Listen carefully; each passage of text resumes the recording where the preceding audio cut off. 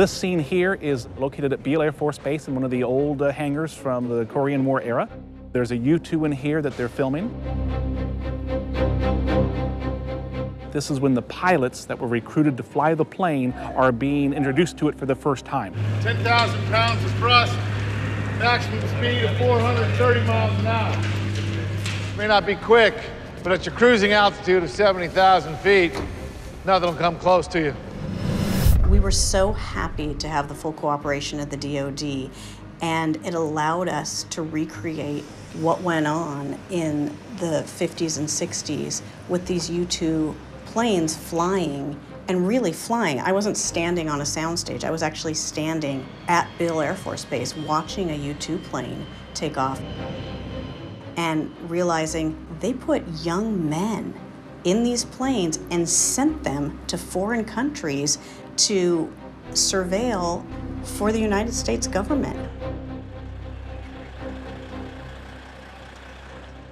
Beale Air Force Base is the home of the U-2 spy plane, also known as the Dragon Lady. This is an actual U-2 plane. It was built in 1980. We can tell that by the tail number in the back. It says AF-80, and that gives us the year that it was actually built. It is being used as a stand-in or a static display for the U-2 that we will be featuring in this film. This is all active, and this is a working U-2. This is working U-2. Yeah. And these U-2s are taking off and landing from this pace all the time.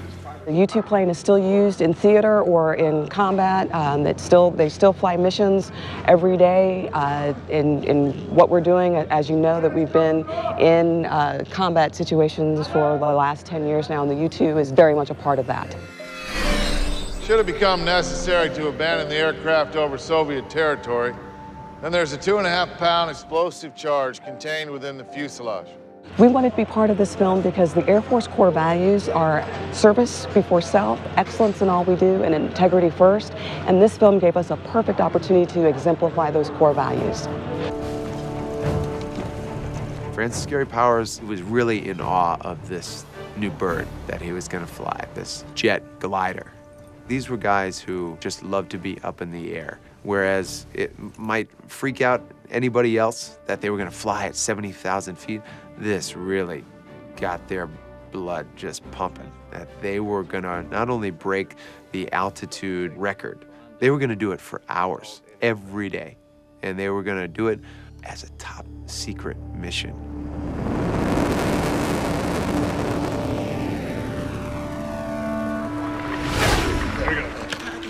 We need a picture without Let's get a picture of this. Yeah. I had the great opportunity to communicate with Francis Gary Powers Jr. And he met us up at Beale Air Force Base. He plays one of the CIA agents, which I think is a wonderful homage to the man that made this story possible. I'm in costume today. I am a CIA operative or a CIA contractor that is going to be in some of the scenes. And I'm deeply honored and very humbled to have been invited not only to be a consultant on this project, but also to be an extra in the film. It's going to be a great memory, and I'll be able to tell my grandkids about this and show them that, hey, there's your grandfather.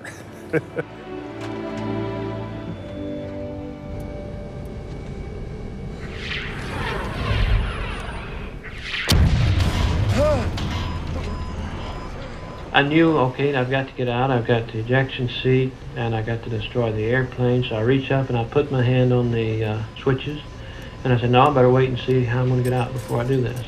Because I didn't want to actuate that thing and find out I couldn't get out, and then be blown up with the thing. And then I got to trying to get into position to bail out of the airplane, and I couldn't get into position. And I was immediately thrown halfway out of the airplane, so far out of it that the only thing that was holding me in was an oxygen hose that I'd forgotten to disconnect.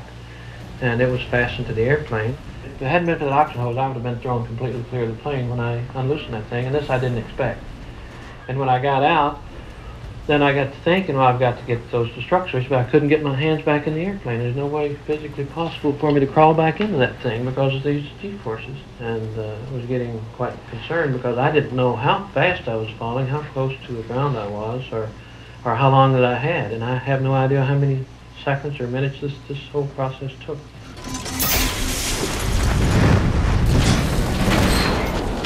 And action! The crash sequence we filmed inside Tempelhof Airport on a large blue screen. Our wonderful special effects department had built this gigantic hydraulic arm with the cockpit on top. Head straight into the lens and stay there for a few seconds. And back. And once again, straight into the lens for a few seconds.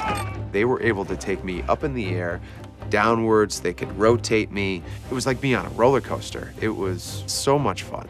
We had the helmet, and once you put that thing on, you don't hear much unless somebody's yelling right next to you. And so I had an earwig so Steven could talk to me. Good, more breathing. Fight it.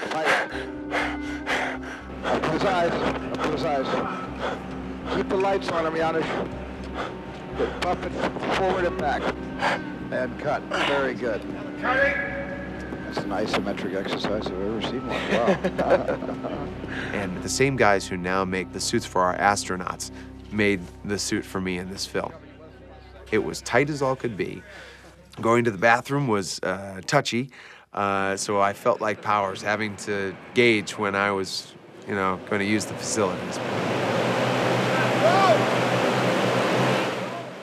And it breaks in half. Just as it gets to the parachute, this side goes this way, and this side goes that way. And it just breaks like part of the Red Sea and goes on both sides of the parachute. And that would be a really cool shot with debris coming out of this. And Steven, it must be such a thrill for him to see that moment come to life. It's an extremely powerful moment in the film because this man bled red, white, and blue. When he was approached by the CIA, he was ready to head over to the Soviet Union. A running theme is that one man can have an effect on the many. And I think that this was the driving force behind Powers. He never questioned why he was doing this. It was always, what can I do to serve my country? I gave him nothing. It doesn't matter what people think. You know what you did? In his mind, he had done everything he was supposed to do. He didn't spill his guts. He didn't cooperate with the enemy. He didn't divulge any information that they didn't already know.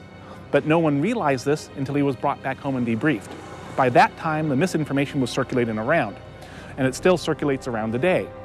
People today may not find that in 1998, there was a declassification conference that helped to set the record straight.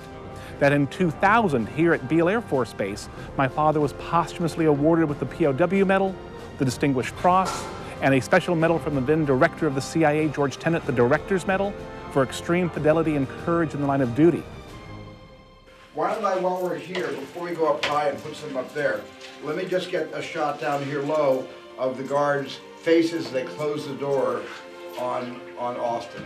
To know that Steven Spielberg has taken an interest in this era, the Cold War era, and in particular the U-2 incident, is phenomenal.